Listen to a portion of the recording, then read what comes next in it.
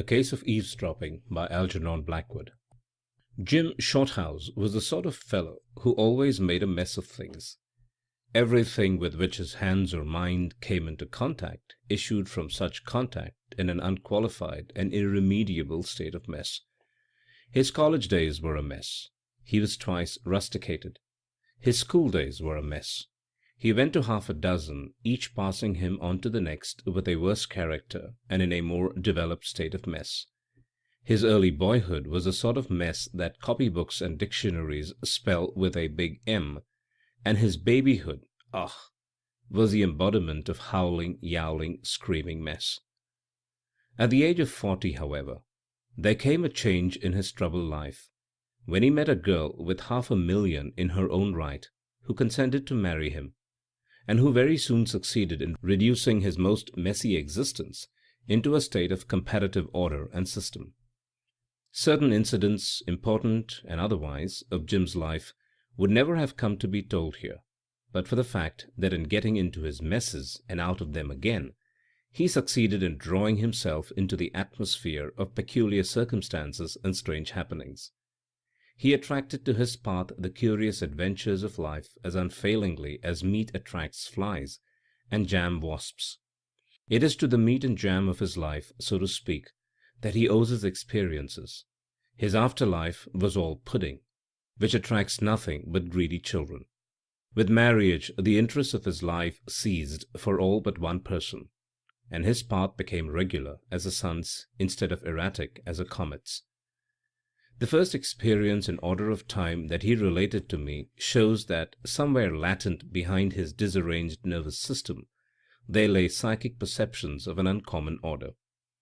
At the age of 22, I think after his second rustication, his father's purse and patience had equally given out, and Jim found himself stranded high and dry in a large American city.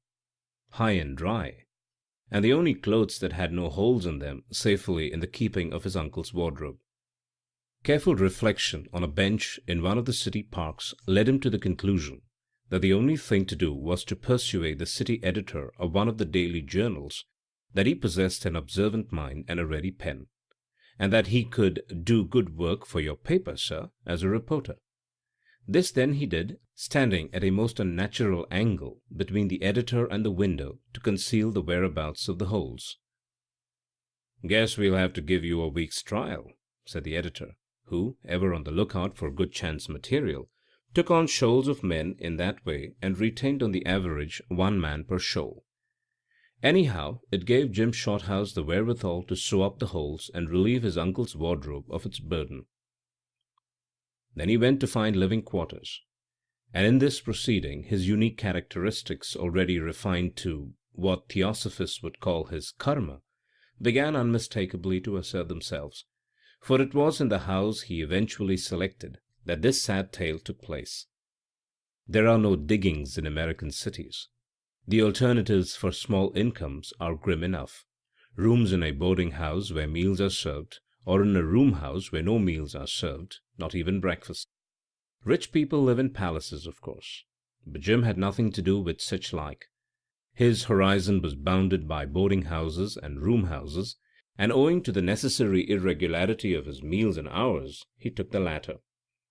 It was a large, gaunt-looking place in a side street, with dirty windows and a creaking iron gate, but the rooms were large, and the one he selected and paid for in advance was on the top floor. The landlady looked gaunt and dusty as the house, and quite as old. Her eyes were green and faded, and her features large. "Wall," she twanged with her electrifying western drawl, "that's the room if you like it, and that's the price I said. Now, if you want it, why, just say so, and if you don't, why, it don't hurt me any." Jim wanted to shake her, but he feared the clouds of long-accumulated dust in her clothes, and as the price and size of the room suited him, he decided to take it. "Anyone else on this floor?" he asked. She looked at him queerly out of her faded eyes before she answered. "None of my guests ever put such a question to me before," she said. "But I guess you're different. Why, there's no one at all but an old gent that stayed here every bit of 5 years. He's over there," pointing to the end of the passage. "Ah, I see," said Shorthouse feebly. "So I'm alone up here." "Reckon you are pretty near," she twanged out, ending the conversation abruptly by turning her back on her new guest and going slowly and deliberately downstairs. The newspaper work kept Shorthouse out most of the night. 3 times a week he got home at 1 a.m. and 3 times at 3 a.m. The room proved comfortable enough, and he paid for a second week. His unusual hours had so far prevented his meeting any inmates of the house, and not a sound had been heard from the old gent who shared the floor with him. It seemed a very quiet home. One night, about the middle of the second week, he came home tired after a long day's work. The lamp that usually stood all night in the hall had burnt itself out, and he had to stumble upstairs in the dark. He made considerable noise in doing so, but nobody seemed to be disturbed. The whole house was utterly quiet, and probably everybody was asleep. There were no lights under any of the doors. All was in darkness. It was after 2 o'clock. After reading some English letters that had come during the day, and dipping for a few minutes into a book, he became drowsy and got ready for bed. Just as he was about to get in between the sheets, he stopped for a moment and listened. There rose in the night, as he did so, the sound of steps somewhere in the house below. Listening attentively, he heard that it was somebody coming upstairs, a heavy tread, and the owner taking no pains to step quietly. On it came, up the stairs, tramp, tramp, tramp, evidently the tread of a big man, and one in something of a hurry. At once thoughts connected somehow with fire and police flashed through Jim's brain. But there were no sounds of voices with the steps, and he reflected in the same moment that it could only be the old gentleman keeping late hours and tumbling upstairs in the darkness. He was in the act of turning out the gas and stepping into bed, when the house resumed its former stillness by the footsteps suddenly coming to a dead stop immediately outside his own room. With his hand on the gas, Shorthouse paused a moment before turning it out to see if the steps would go on again, when he was startled by a loud knocking on his door. Instantly, in obedience to a curious and unexplained instinct, he turned out the light, leaving himself in the room in total darkness. He had scarcely taken a step across the room to open the door, when a voice from the other side of the wall, so close it almost sounded in his ear, exclaimed in German, "Is that you, Vater? Come in." The speaker was a man in the next room, and the knocking, after all, had not been on his own door, but on that of the adjoining chamber, which he had supposed to be vacant. Almost before the man in the passage had time to answer in German, "Let me in at once," Jim heard someone cross the floor and unlock the door. Then it was slammed to with a bang, and there was audible the sound of footsteps about the room, and of chairs being drawn up to a table, and knocking against furniture on the way. The men seemed wholly regardless of their neighbours' comfort, for they made noise enough to waken the dead. "Serves me right for taking a room in such a cheap hole," reflected Jim in the darkness. "I wonder whom she's let the room to." The 2 rooms, the landlady had told him, were originally one. She had put up a thin partition, just a row of boards, to increase her income. The doors were adjacent and only separated by the massive upright beam between them. When one was opened or shut, the other rattled. With utter indifference to the comfort of the other sleepers in the house, the 2 Germans had meanwhile commenced to talk both at once and at the top of their voices. They talked emphatically, even angrily. The words "Vater" and "Otto" were freely used. Shorthouse understood German, but as he stood listening for the first minute or two, an eavesdropper in spite of himself, it was difficult to make head or tail of the talk, for neither would give way to the other, and the jumble of guttural sounds and unfinished sentences was wholly unintelligible. Then, very suddenly, both voices dropped together, and after a moment's pause, the deep tones of one of them, who seemed to be the father, said with the utmost distinctness, "You mean, Otto, that you refuse to get it?" There was a sound of someone shuffling in the chair before the answer came. "I mean that I don't know how to get it. It is so much, Vater. It is too much, a part of it." "A part of it!" cried the other, with an angry oath. "A part of it! When ruin and disgrace are already in the house, it's worse than useless. If you can get half, you can get all, you wretched fool. Half measures only damn all concerned. You told me last time, began the other firmly, but was not allowed to finish. A succession of horrible oaths drowned his sentence, and the father went on in a voice vibrating with anger. You know she will give you anything. You have only been married a few months. If you ask and give a plausible reason, you can get all we want and more. You can ask it temporarily. All will be paid back. It will re-establish the firm, and she will never know what was done with it. With that amount, Otto, you know I can recoup all these terrible losses, and in less than a year it will be repaid. All will be repaid. But without it, you must get it, Otto. Hear me, you must. Am I to be arrested for that misuse of trust money? Is our honored name to be cursed and spat on? The old man choked and stammered in his anger and desperation. Shorthouse stood shivering in the darkness and listening in spite of himself. The conversation had carried him along with it, and he had been for some reason afraid to let his neighborhood be known. But at this point he realized that he had listened too long, and that he must inform the two men that they could be overheard to every single syllable. So he coughed loudly, and at the same time rattled the handle of his door. It seemed to have no effect, for the voices continued just as loudly as before, the son protesting and the father growing more and more angry. He coughed again, persistently, and also contrived purposely in the darkness to tumble against the partition, feeling the thin boards yield easily under his weight, and making a considerable noise in doing so. But the voices went on unconcernedly, and louder than ever. Could it be possible that they had not heard? By this time Jim was more concerned about his own sleep than the morality of overhearing the private scandals of his neighbors, and he went out into the passage and knocked smartly at their door. Instantly, as if by magic, the sound ceased. Everything dropped into utter silence. There was no light under the door, and not a whisper could be heard within. He knocked again, but received no answer. "Gentlemen," he began at length, with his lips close to the keyhole, and in German, "please do not talk so loud. I can overhear all you say in the next room. Besides, it is very late, and I wish to sleep." He paused and listened, but no answer was forthcoming. He turned the handle and found the door was locked. Not a sound broke the stillness of the night except the faint swish of the wind over the skylight, and the creaking of a board here and there in the house below. The cold air of a very early morning crept down the passage and made him shiver. The silence of the house began to impress him disagreeably.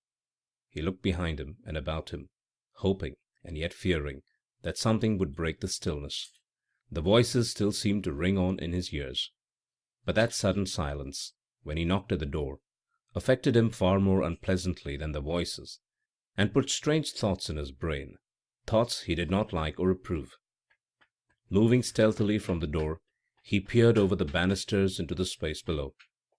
It was like a deep vault that might conceal in its shadows anything that was not good. It was not difficult to fancy he saw an indistinct moving to and fro below him. Was that a figure sitting on the stairs peering up obliquely at him out of hideous eyes? Was that a sound of whispering and shuffling down there in the dark halls and forsaken landings? Was it something more than the inarticulate murmur of the night? The wind made an effort overhead, singing over the skylight, and the door behind him rattled and made him start. He turned to go back to his room, and the draught closed the door slowly in his face, as if there was someone pressing against it from the other side. When he pushed it open and went in, 100 shadowy forms seemed to dart swiftly and silently back to their corners and hiding places. But in the adjoining room the sounds had entirely ceased, and Shorthouse soon crept into bed, and left the house with its inmates waking or sleeping to take care of themselves, while he entered the region of dreams and silence. Next day, strong in the common sense that the sunlight brings, he determined to lodge a complaint against the noisy occupants of the next room, and made the landlady request them to modify their voices at such late hours of the night and morning.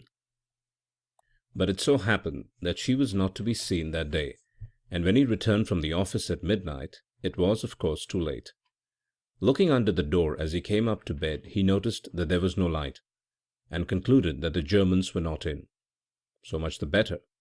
He went to sleep about 1 o'clock, fully decided that if they came up later and woke him with their horrible noise, he would not rest till he had roused the landlady and made her reprove them with that authoritative twang in which every word was like the lash of a metallic whip.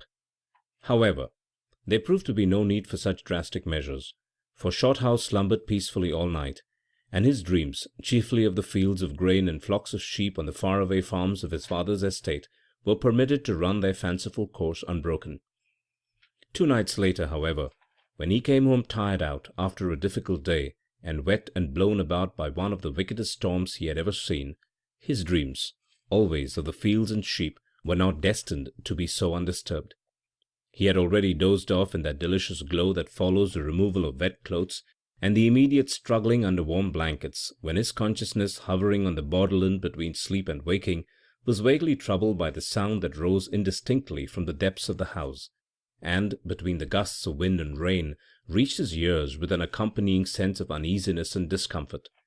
It rose on the night air with some pretence of regularity, dying away again in the roar of the wind to reassert itself distantly in the deep, brief hushes of the storm. For a few minutes Jim's dreams were coloured only, tinged, as it were, by this impression of fear approaching from somewhere insensibly upon him. His consciousness at first refused to be drawn back from that enchanted region where it had wandered, and he did not immediately awaken.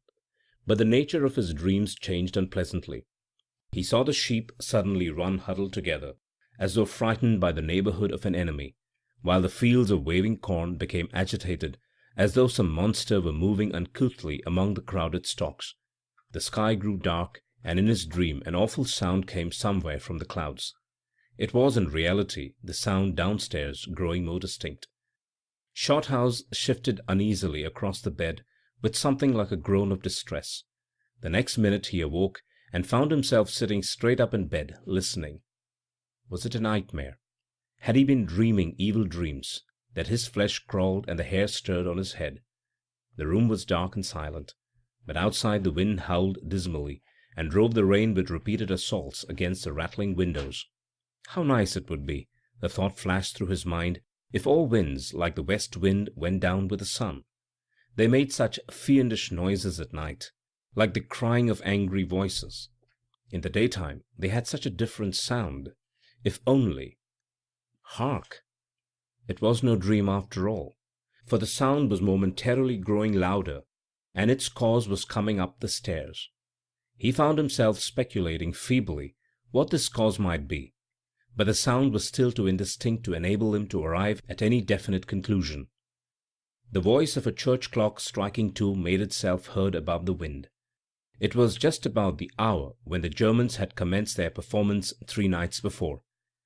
Shorthouse made up his mind that if they began it again, he would not put up with it for very long. Yet he was already horribly conscious of the difficulty he would have of getting out of bed. The clothes were so warm and comforting against his back. The sound, still steadily coming nearer, had by this time become differentiated from the confused clamour of the elements, and had resolved itself into the footsteps of one or more persons. "The Germans, hang 'em," thought Jim. "But what on earth is the matter with me? I never felt so queer in my life." He was trembling all over, and felt as cold as though he were in a freezing atmosphere. His nerves were steady enough, and he felt no diminution of physical courage, but he was conscious of a curious sense of malaise and trepidation, such as even the most vigorous men have been known to experience when in the first grip of some horrible and deadly disease. As the footsteps approached, this feeling of weakness increased. He felt a strange lassitude creeping over him, a sort of exhaustion, accompanied by a growing numbness in the extremities, and a sensation of dreaminess in the head, as if perhaps the consciousness were leaving its accustomed seat in the brain and preparing to act on another plane. Yet, strange to say, as the vitality was slowly withdrawn from his body, his senses seemed to grow more acute. Meanwhile the steps were already on the landing at the top of the stairs, and Shorthouse, still sitting upright in bed, heard a heavy body brush past his door and along the wall outside. Almost immediately afterwards the loud knocking of someone's knuckles on the door of the adjoining room. Instantly, though so far not a sound had proceeded from within, He heard through the thin partition a chair pushed back and a man quickly across the floor and opened the door. "Ah, it's you," he heard in the son's voice. Had the fellow, then, been sitting silently in there all this time, waiting for his father's arrival? To Shorthouse it came not as a pleasant reflection, by any means. There was no answer to this dubious greeting, but the door was closed quickly, and then there was a sound as if a bag or parcel had been thrown on a wooden table and had slid some distance across it before stopping. "What's that?" asked the son, with anxiety in his tone. "You may know before I go," returned the other gruffly. Indeed, his voice was more than gruff. It betrayed ill-suppressed passion. Shorthouse was conscious of a strong desire to stop the conversation before it proceeded any further, but somehow or other his will was not equal to the task, and he could not get out of bed. The conversation went on, every tone and inflection distinctly audible above the noise of the storm. In a low voice the father continued. Jim missed some of the words at the beginning of the sentence. It ended with, "But now they've all left and I've managed to get up to you. You know what I've come for." There was distinct menace in his tone. "Yes," returned the other, "I have been waiting." "And the money?" asked the father impatiently. No answer. "You've had 3 days to get it in, and I've contrived to stave off the worst so far. But tomorrow is the end." No answer. "Speak, Otto! What have you got for me? Speak, my son, for God's sake, tell me." There was a moment's silence, during which the old man's vibrating accents seemed to echo through the rooms. Then came in a low voice the answer. "I have nothing." "Otto!" cried the other with passion. "Nothing!" "I can get nothing," came almost in a whisper. "You lie!" cried the other in a half-stifled voice. "I swear you lie! Give me the money!" A chair was heard scraping along the floor. Evidently the men had been sitting over the table, and one of them had risen. Shorthouse heard the bag or parcel drawn across the table, and then a step, as if one of the men was crossing to the door. "Father, what's in that? I must know," said Otto, with the first signs of determination in his voice. There must have been an effort on the son's part to gain possession of the parcel in question, and on the father's to retain it, for between them it fell to the ground. A curious rattle followed its contact with the floor. Instantly there were sounds of a scuffle. The men were struggling for the possession of the box, the elder man with oaths and blasphemous imprecations, the other with short gasps that betokened the strength of his efforts. It was of short duration, and the younger man had evidently won, for a minute later was heard his angry exclamation. "I knew it! Her jewels! You scoundrel! You shall never have them! It is a crime!" The elder man uttered a short guttural laugh which froze Jim's blood and made his skin creep. No word was spoken, and for the space of 10 seconds there was a living silence. Then the air trembled with the sound of a thud, followed immediately by a groan and the crash of a heavy body falling over onto the table. A second later there was a lurching from the table onto the floor and against the partition that separated the rooms. The bed quivered an instant at the shock, but the unholy spell was lifted from his soul, and Jim Shorthouse sprang out of bed and across the floor in a single bound. He knew that ghastly murder had been done, a murder by a father of his son. With shaking fingers but a determined heart he lit the gas, and the first thing in which his eyes corroborated the evidence of his ears was the horrifying detail that the lower portion of the partition bulged unnaturally into his own room. The glaring paper with which it was covered had cracked under the tension, and the boards beneath it bent inwards towards him. What hideous load was behind them, he shuddered to think. All this he saw in less than a second. Since the final lurch against the wall, not a sound had proceeded from the room, not even a groan or a footstep. All was still but the howl of the wind, which to his ears had in it a note of triumphant horror. Shorthouse was in the act of leaving the room to rouse the house and send for the police. In fact, his hand was already on the door-knob, when something in the room arrested his attention. Out of the corner of his eyes he thought he caught sight of something moving. He was sure of it, and turning his eyes in the direction, he found he was not mistaken. Something was creeping slowly towards him along the floor. It was something dark and serpentine in shape, and it came from the place where the partition bulged. He stooped down to examine it with feelings of intense horror and repugnance, and he discovered that it was moving toward him from the other side of the wall. His eyes were fascinated, and for the moment he was unable to move. Silently, slowly, from side to side, like a thick worm, it crawled forward into the room beneath his frightened eyes, until at length he could stand it no longer, and stretched out his arm to touch it. But at the instant of contact he withdrew his hand with a suppressed scream. It was sluggish, and it was warm, and he saw that his fingers were stained with living crimson. A second more, and Shorthouse was out in the passage with his hand on the door of the next room. It was locked. He plunged forward with all his weight against it, and the lock giving way, he fell headlong into a room that was pitch dark and very cold. In a moment he was on his feet again, and trying to penetrate the blackness. Not a sound, not a movement, not even the sense of a presence. It was empty, miserably empty. Across the room he could trace the outline of a window, with rain streaming down the outside, and the blurred lights of the city beyond. But the room was empty, appallingly empty, and so still. He stood there, cold as ice, staring, shivering, listening. Suddenly there was a step behind him, and a light flashed into the room, and when he turned quickly with his arm up as if to ward off a terrific blow, he found himself face to face with the landlady. Instantly the reaction began to set in.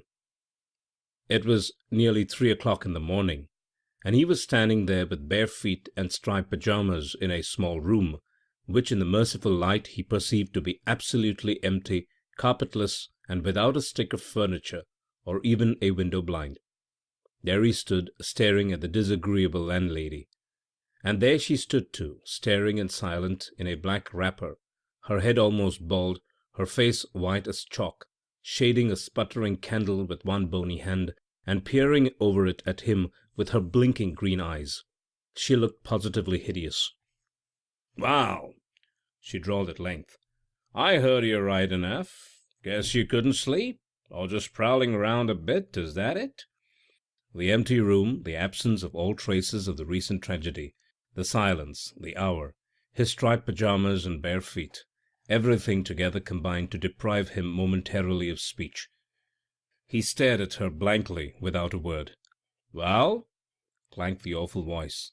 "My dear woman," he burst out finally, "there's been something awful."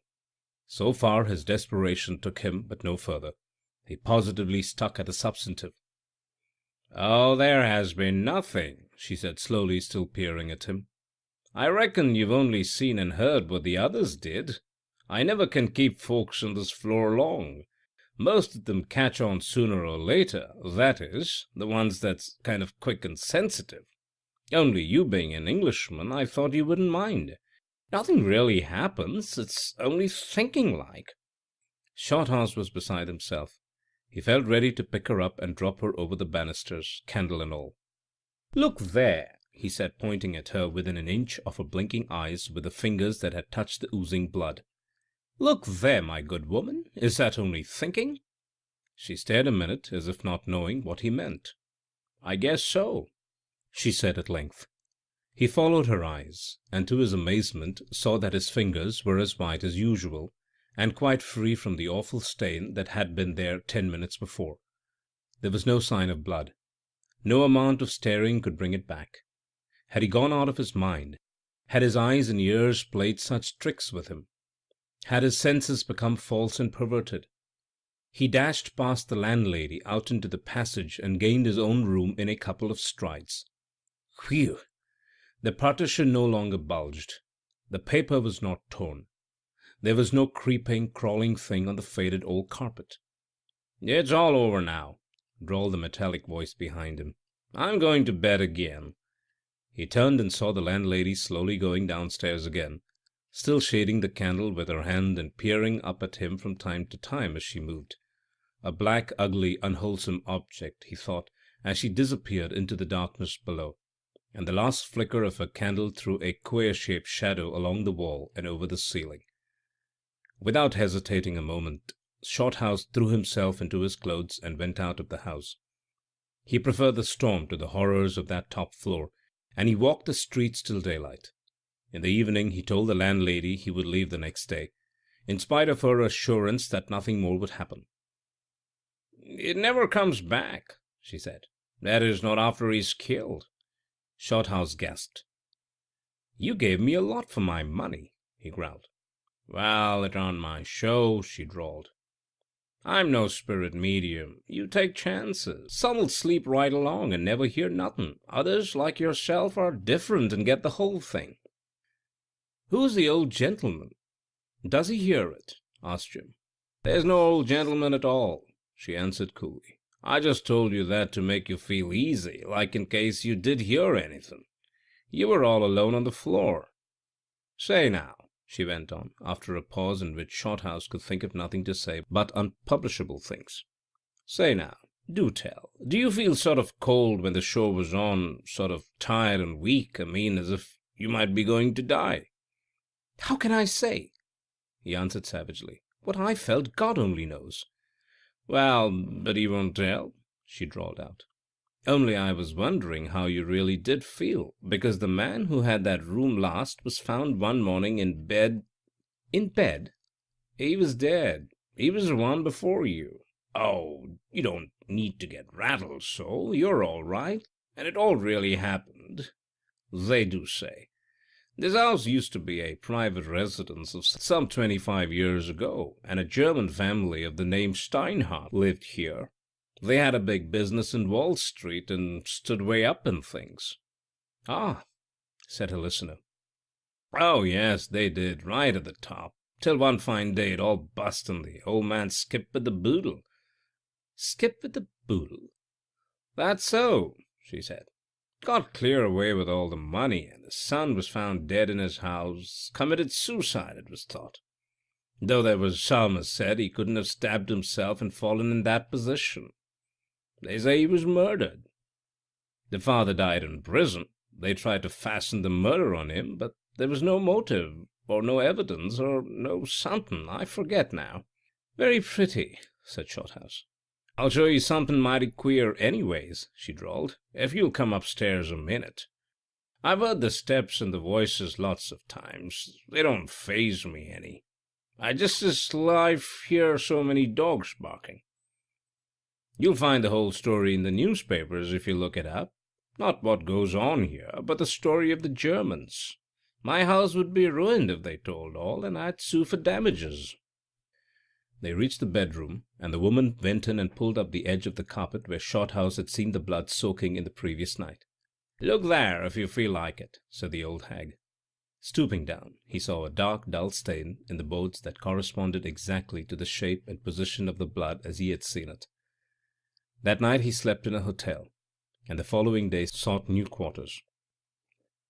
In the newspapers on file in his office, after a long search, he found 20 years back the detailed story, substantially as the woman had said, of Steinhardt and Company's failure, the absconding and subsequent arrest of the senior partner, and the suicide or murder of his son Otto. The landlady's room house had formerly been their private residence.